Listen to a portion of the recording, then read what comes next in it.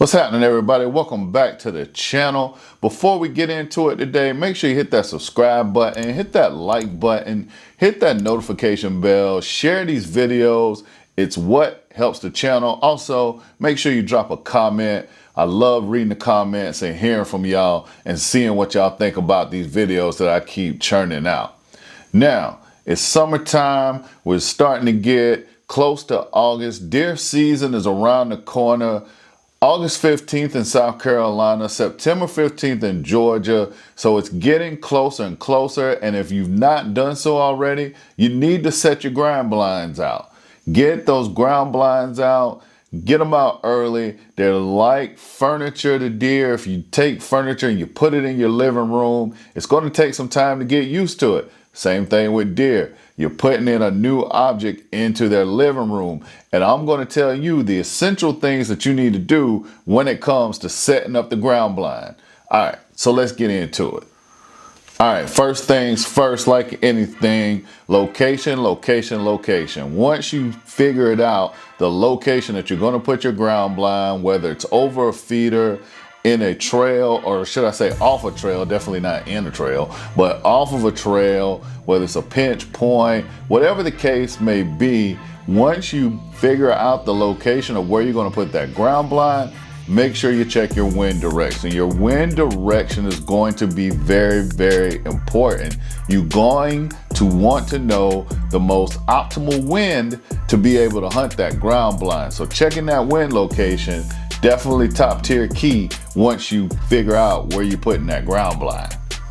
All right, once you get that location settled out, you know your optimal wind, clean that floor out, man. Take a rake, clean out the area where you're gonna put that ground blind so you have a nice dirt floor. What that's gonna help you do is be able to move a little bit more in silence. You don't wanna have leaves and sticks and other debris on your floor that you set your ground blind at. So take the extra time, take that rake, get all those leaves and sticks and things out of the way, give yourself a nice quiet dirt floor in your ground blind.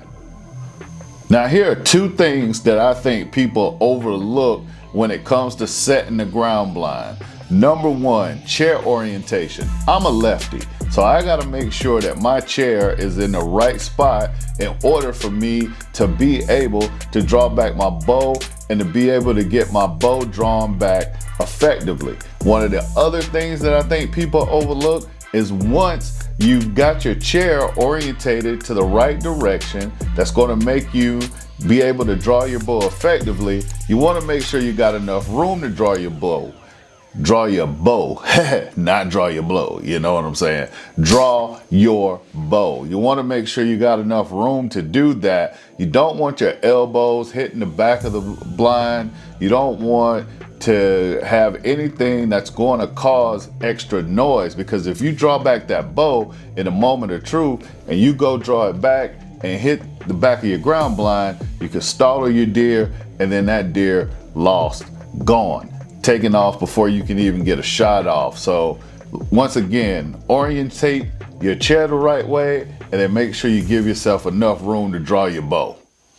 Another thing to take into consideration, minimize your light that you got coming into your blind.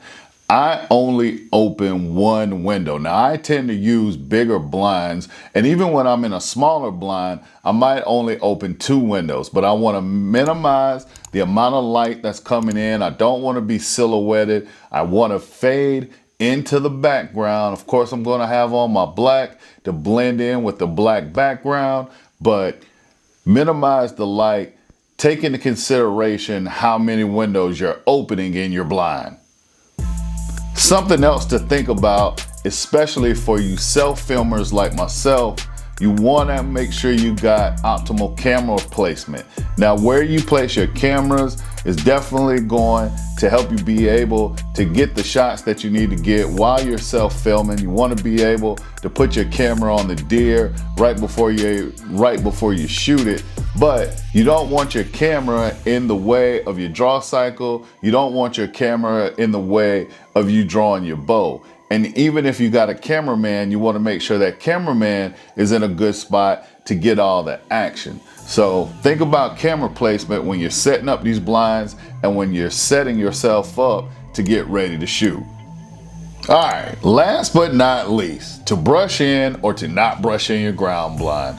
This is a hot topic amongst hunters. Me personally, I don't brush in my ground blinds. I try to put them up under trees, that way the low-hanging branches and leaves can kind of keep it from being skyline, break it up so you don't see like that pointy top on your ground blind. But if you do want to brush it in, make sure you brush it in thoroughly. Make sure you use leaves, branches, things that are nearby that match the area that you have your ground blind in. What you don't want to do, say like if you set your ground blind in a pine area, you don't want to bring in a bunch of cedars or things of that nature.